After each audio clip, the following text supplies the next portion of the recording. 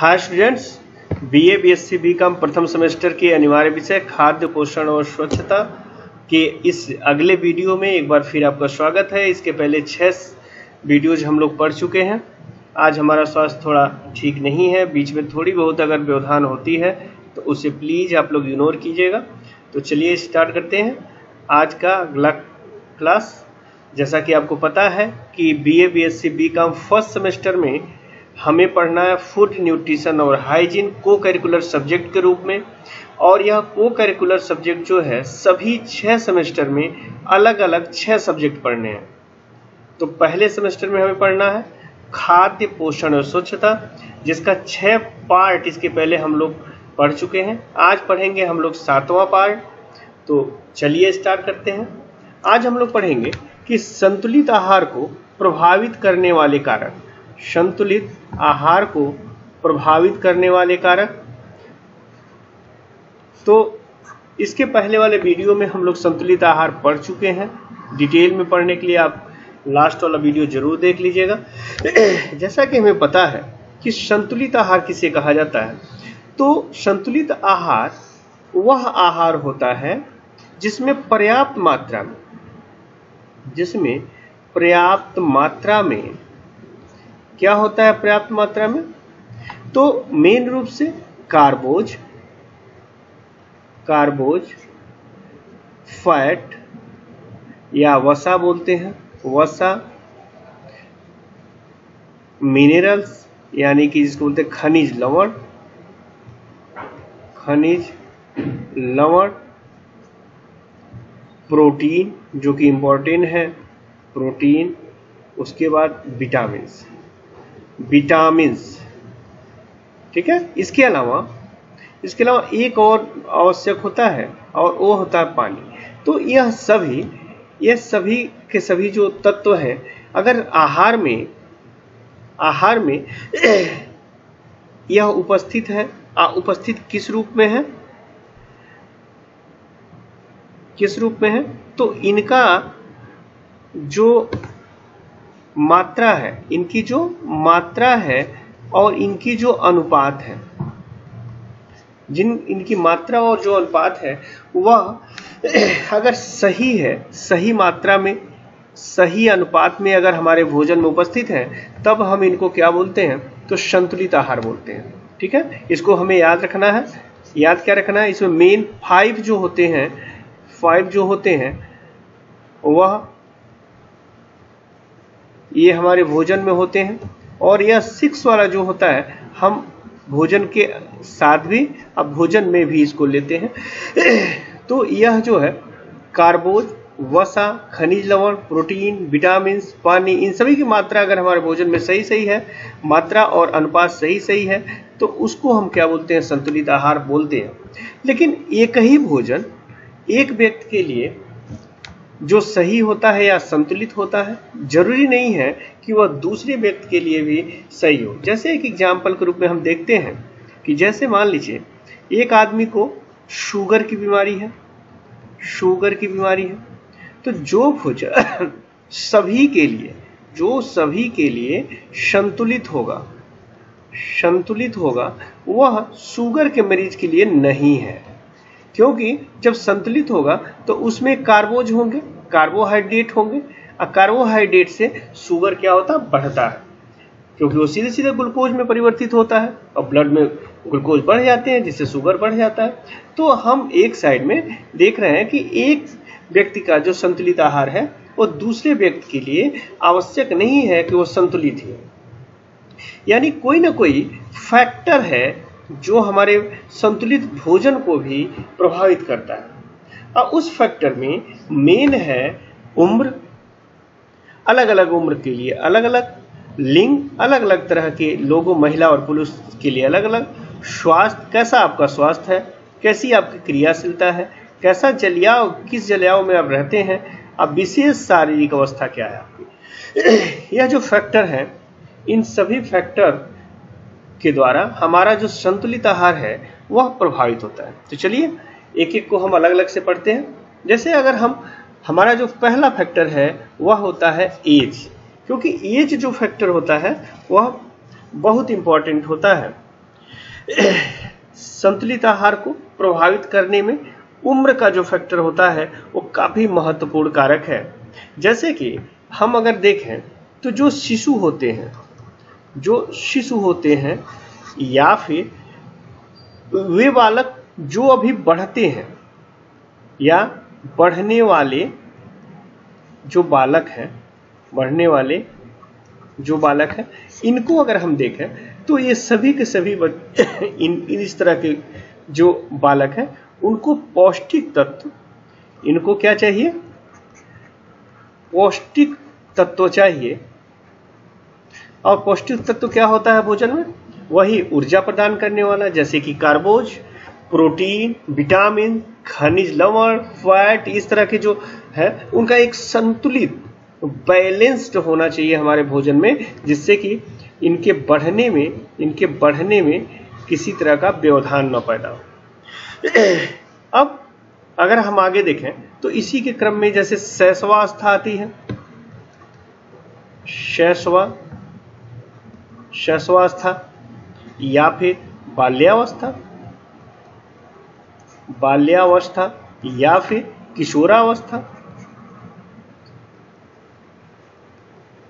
किशोरावस्था। अब ये सब है इस उम्र में जो एज है, यानी कि जो शरीर का फिजिकल ग्रोथ है, यानी कि जिसको हम वृद्धि कहते हैं, यह बहुत तेजी से होता है। वृद्धि क्या होता है? बहुत तेजी से वृद्धि होता है। और वृद्धि होने के कारण इसमें हमें ऊर्जा की और अन्य सभी पौष्टिक आहारों की बहुत ज्यादा जरूरत होती है। जैसे अगर हम शैशवावस्था में सभी अवस्थाओं से देखें तो अधिक विकास होता है। शारीरिक वृद्धि जो होती है सबसे ज्यादा किसमें होती है? तो शैशवावस्था में होती है। अब शारीरिक वृद्धि का क्रम अगर देखें तो तभी हमें को स्पष्ट हो जाएगा। जैसे 0 से 12 माह का अगर क्रम देखें, 0 से 12 माह का जो क्रम है, इसको अगर 2 भाग में हम बांट दें तो पहले 6 महीने का जो ग्रोथ होता है, पहले 6 महीने का अगर ग्रोथ होता है तो इसको देखेंगे तो जब बच्चा पैदा होता है तो लगभग 3 किलो का होता है। लेकिन अगले 6 माह में वह 6 केजी का हो जाता है। अब सोचिए, इसका जो वजन है मात्र 6 महीने में दोगुना हो जाता है। अब दोगुना होता है तो इसको अधिक से अधिक उस हिसाब से हमको पौष्टिक आहार देनी पड़ती है। अगर फिर 6 महीना की अगर बात करें, अगले 6 महीने की बात करें, यानी 12 महीने में से अगले 6 माह की बात करें तो अब यह 9 केजी का हो जाता है। कितने केजी का हो जाता है? तो 9 केजी का हो जाता है। यानी कि अब यहाँ पे हमें बैलेंस डाइट और ज्यादा देनी पड़ती है। ठीक है। अगर हम 12 माह तक के बालक अपने जन्म के वजन से, अब यहाँ हम अगर जन्म के वजन को देखें तो इससे यह कितना गुना हो गया? तो इससे यह 3 गुना हो गया। इससे क्या हो गया? 3 गुना हो गया। यानी कि जब जन्म होता है बच्चे का और बच्चा 1 साल का जब होता है तो अपने वजन से 3 गुना हो जाता है, यानी 9 किलो वजन प्राप्त कर लेता है। इसके बाद भी 1 से 5 वर्ष की उम्र तक बालक का शारीरिक विकास बहुत तेजी से होता है। इसके बाद भी 1 से लेकर 5 वर्ष तक बालक का जो शारीरिक विकास है वो बहुत तेजी से होता है। इतना तीव्र गति से होता है कि इस समय हमें अधिक से अधिक पौष्टिक आहार हमें देनी पड़ती है। अगर प्रौढ़ावस्था की बात करें, अगर हम बात प्रौढ़ावस्था की बात करें तो इसमें भी शारीरिक जो बढ़वार है, शारीरिक बढ़वार है, यानी कि अब शरीर जो होता है वो बढ़ता नहीं है। यानी कि जब शरीर नहीं बढ़ रहा है तो ऐसे पौष्टिक आहार हमें देने की जरूरत नहीं है जो इस शरीर की वृद्धि को बढ़ाता है। ठीक है। लेकिन इस उम्र में शरीर में टूट फूट बहुत होती है, और टूट फूट बहुत होने के कारण अब टूट फूट को मेंटेन कौन करता है? तो टूट फूट को मेंटेन करता है प्रोटीन। टूट फूट की प्रोटीन मेंटेन कौन करता है? प्रोटीन। तो प्रोटीन की आवश्यकता होती है। किसकी आवश्यकता होती है? प्रोटीन की आवश्यकता होती है। तो इस हिसाब से इनका जो भोजन का सिस्टम है वो अलग हो जाता है और उनको अलग तरह के भोजन देने पड़ते हैं। अगर हम यही वृद्धावस्था की बात करें, वृद्धावस्था की बात करें, ठीक है, वृद्धावस्था की बात करें तो शारीरिक वृद्धि तो रुक जाती है, शारीरिक वृद्धि तो रुक जाती है इस वृद्धावस्था में भी, लेकिन शरीर की शिथिल और निष्क्रिय हो जाता है। शरीर जो हमारा है वो क्या हो जाता है, शिथिल हो जाता है और निष्क्रिय हो जाता है, निष्क्रिय हो जाता है। तो ऐसे में जो हमारा शरीर है, शरीर में इस तरह के हमें भोजन देने होते हैं कि इनकी शिथिलता को दूर करें। वृद्धावस्था में एक और प्रॉब्लम आती है और वो होती है टूट फूट शरीर की बहुत होती है, जो सेल्स टिश्यू के फॉर्म में होते हैं वो बहुत ज़्यादा डैमेज होते हैं। तो डैमेज होने के कारण इनकी जो भोजन है उस भोजन में हमें इस तरह से पौष्टिक आहार देनी होती है कि इनके डैमेज को रोक सके। तो प्रौढ़ावस्था में भी हमें भोजन का जो रूप है वो थोड़ा सा चेंज करना पड़ता है। अब ऐसे लोगों को जो वृद्धावस्था में है, तो वृद्धावस्था में हम अपने घर अगल बगल के लोगों को देखेंगे कि वृद्धावस्था में क्या होता है, शरीर की वृद्धि रुकती है, टूट फूट ज़्यादा होता है और उन्हें इस एनर्जी की जरूरत पड़ती है। तो भोजन में इस हिसाब से हम उनको परिवर्तन कर सकते हैं। अगला फैक्टर है और वह है लिंग यानी कि जेंडर। जैसे कि भारत में दो तरह के जेंडर या फिर सभी जगह दो तरह के जेंडर की बात होती है। तो पहले हम लोग दो तरह के जेंडर की बात करते हैं। तो उनमें है स्त्री और पुरुष। उस जेंडर में है स्त्री एवं पुरुष, स्त्री और पुरुष है। तो इस दो जेंडर में हम देखते हैं कि सभी स्त्री और पुरुष के जो शरीर की बनावट होती है, जो शरीर की बनावट होती है, शारीरिक बनावट, वो दोनों के डिफरेंस होता है और यह जन्म जात होता है। जन्म जात होता है यानी कि इनकी बनावट अलग अलग होती है। साथ में आकार, भार, क्रियाशीलता,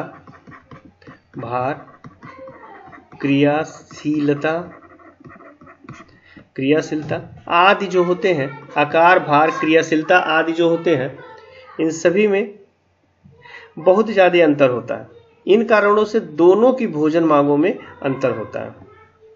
ठीक है, तो यहाँ हम देखेंगे कि जो वैज्ञानिक शोध और अनुसंधान है, इससे यह भी सिद्ध हो चुका है कि जैसे 10 या 12 साल के वर्ष तक के जो दोनों बालक हैं और बालिका हैं, उसमें बहुत ज़्यादा अंतर नहीं होता है। दोनों को एक ही तरह की भोजन की जरूरत होती है। परंतु इसके बाद 12 वर्ष के बाद बालक और बालिकाओं दोनों की लंबाई, भार और क्रियाशीलता,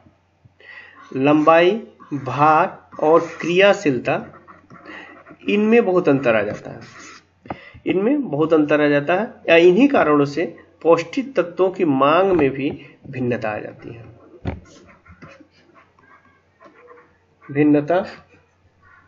है। क्या हो जाती है? मांग में भी भिन्नता आ जाती है।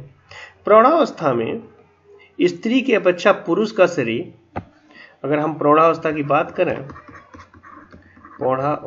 बात करें तो स्त्री की अपेक्षा पुरुष का जो शरीर होता है, उनके शारीरिक भार, लंबाई, शरीर का जो क्षेत्रफल होता है यानी कि आकार जो होता है, क्रियाशीलता जैसे कि काम करने की जो क्षमता है, ये सब जो है बहुत अधिक हो जाता है।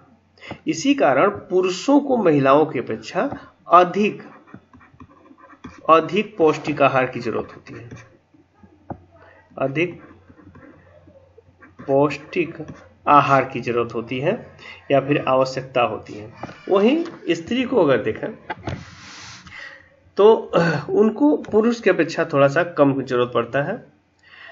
पहले लोगों का यह मानना था कि पहले जमाने की हम बात करें तो स्त्री को पुरुष की अपेक्षा अधिक लौह तत्व की जरूरत होती है। लौह तत्व यानी कि आयरन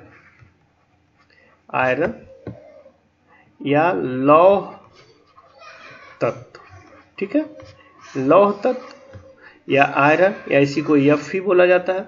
यह माना जाता था कि स्त्री को लौह तत्व की आवश्यकता है और यह लौह तत्व जो होता है इसी से हीमोग्लोबिन का फॉर्मेशन होता है। किसका फॉर्मेशन होता है? हीमोग्लोबिन का। और हीमोग्लोबिन जो होता है, हीमोग्लोबिन जो होता है, हीमोग्लोबिन, इसी हीमोग्लोबिन से ब्लड यानी कि खून या रक्त का निर्माण होता है। क्या होता है? निर्माण होता है। तो पहले यह प्रचलन था कि जो आयरन है वह केवल स्त्रियों को जरूरत है, क्योंकि स्त्रियों को हीमोग्लोबिन उनमें कम होता है और जिससे कि खून का निर्माण नहीं हो पाता। लेकिन नए शोध हैं, इसके आधार पर यह पता चला है कि जो आयरन है यह केवल स्त्रियों के लिए नहीं, यह पुरुषों के लिए भी जरूरत है और इसका सभी लोग को इसका अधिक से अधिक अपने भोजन में जितनी आवश्यकता है पर्याप्त मात्रा में वो रखना चाहिए, ठीक है। अब यह जो रक्त होता है यह ऑक्सीजन का ट्रांसपोर्ट भी करता है, यानी कि यह रक्त फेफड़े से ऑक्सीजन को सभी सेल्स तक पहुंचाता है और फिर उधर से कार्बन डाइऑक्साइड बाहर निकलता है, इसलिए यह रक्त बहुत जरूरी होता है, ठीक है। अब नेक्स्ट देखेंगे स्वास्थ्य। नेक्स्ट देखेंगे स्वास्थ्य। तो यहां पर देखेंगे कि यह जो फैक्टर है, यह स्वास्थ्य का जो फैक्टर है। अब अगर हम बात करें, यदि हम बात करें स्वास्थ्य की, तो शरीर में पौष्टिक तत्वों की जो मांग होती है, शरीर में जो पौष्टिक तत्व हैं इनकी जो मांग है, इनकी अगर हम मांग की बात करें तो यह स्वास्थ्य पर भी निर्भर करता है। स्वास्थ्य यानी कि हेल्थ यानी कि स्वास्थ्य यानी हेल्थ पे भी यह क्या करता है? डिपेंड करता है। आपकी कैसी स्वास्थ्य है, कैसी आपकी दिनचर्या है, कैसे आप डेली किस परिवेश में रहते हैं और वहाँ की किस तरह शारीरिक बनावट है, कैसा वहाँ पे कंडीशंस हैं, इन्वायरमेंटल कंडीशन क्या है, ये सब डिपेंड करता है स्वास्थ्य किस हिसाब से है। तो जैसे कि बीमारी में मान लीजिए आप अस्वस्थ हैं, इस स्थिति में शरीर की क्रियाशीलता कम हो जाती है। जब आप स्वस्थ नहीं रहते हैं, बीमार हैं आप, तो बीमार के समय क्या होगा? बीमारी के समय आपकी क्रियाशीलता कम हो जाती है, आपकी क्रियाशीलता कम हो जाती है। और जब क्रियाशीलता कम हो जाती है तो आपका जो संयुक्त और बैलेंस जो भोजन है उसमें थोड़ा सा परिवर्तन करने की जरूरत पड़ती है। कुछ बीमारियों में किन्हीं पोषक तत्वों की मांग बढ़ जाती है तो किन्हीं की घट जाती है। कभी कभी जैसे मान लीजिए आपको शुगर की बीमारी हो गई है, तो शुगर की बीमारी में क्या होगा कि आपको कार्बोज की मात्रा कम करनी है भोजन में, आपको चावल नहीं लेना है, ऐसे तत्व नहीं लेने हैं कि जिससे कि आपकी बीमारी और बढ़ जाए। पहले लोगों को ऐसा विश्वास था पहले कि बीमारी की अवस्था में व्यक्ति को कम ऊर्जा की आवश्यकता होती है। अब ऊर्जा की अगर हम बात करें तो कम ऊर्जा की जरूरत होती है, लेकिन ऐसा नहीं है। लेकिन ऐसा बिल्कुल नहीं है कि जब बीमार होता है आदमी तो उस समय जो मेटाबॉलिज्म है, बॉडी का जो पचय है, या फिर इसको चयापचय कहा जाता है, मेटाबॉलिज्म बोला जाता है। तो जो मेटाबॉलिज्म है यह बढ़ जाता है, यह दर बढ़ जाता है। जैसे कि अगर हम एक एग्जाम्पल देखें, बुखार, सामान्य बुखार हो जाता है, बुखार यानी कि फीवर हो जाता है, तो ऐसे में शरीर के कोषों एवं तंतुओं में भी बहुत अधिक टूट फूट होती है। जो सेल है यानी कि जो कोष है उसमें, और जो टिश्यूज हैं सेल है और जो टिश्यूज हैं यानी कि जिनको हम उत्तक बोलते हैं, इनमें बहुत अधिक क्या होता है, टूट फूट होती है, बहुत अधिक टूट फूट होती है। अब टूट फूट होने के कारण जो टूट फूट होती है, उस टूट फूट को होने के कारण हमें उसके निर्माण या मरम्मत की जरूरत पड़ती है। क्या जरूरत पड़ती है, निर्माण और मरम्मत की जरूरत पड़ती है, और जिसके लिए हमें अधिक से अधिक प्रोटीन की जरूरत पड़ती है। ठीक है। अब अगर हम भोजन के स्वरूप के बारे में देखें तो इसमें अवश्य परिवर्तन आ जाता है। जैसे ठोस आहार के स्थान पर तरल जो भोजन है, तरल आहार दिया जा सकता है। ठोस जो हम देते थे, ठोस के स्थान पे हमें क्या देना है, तरल देना है। तरल क्यों होता है, क्योंकि तरल जो आहार होता है काफी सुपाच्य होता है। तो रोग की स्थिति के अनुसार पौष्टिक तत्व की जो मांग होती है वह निर्भर करती है, किस पे निर्भर करती है, तो किस तरह का आपका स्वास्थ्य है। ठीक है। अभी इसको आगे हम लोग पढ़ेंगे और डिटेल में पढ़ेंगे। तो यहाँ पे देखिए, अभी हम लोगों ने 3 फैक्टर्स पे बात की, उम्र, लिंग और स्वास्थ्य। एज एक ऐसा फैक्टर है जो संतुलित भोजन है उसको प्रभावित करता है। लिंग भी ऐसा है जो संतुलित भोजन को प्रभावित करता है, और हमारा स्वास्थ्य है यह भी संतुलित भोजन को प्रभावित करता है। ठीक है। तो इस वीडियो में हम यहीं तक पढ़ेंगे, बाकी के जो फैक्टर है उसको हम नेक्स्ट वीडियो में पढ़ेंगे। तब तक के लिए आपको थैंक्स।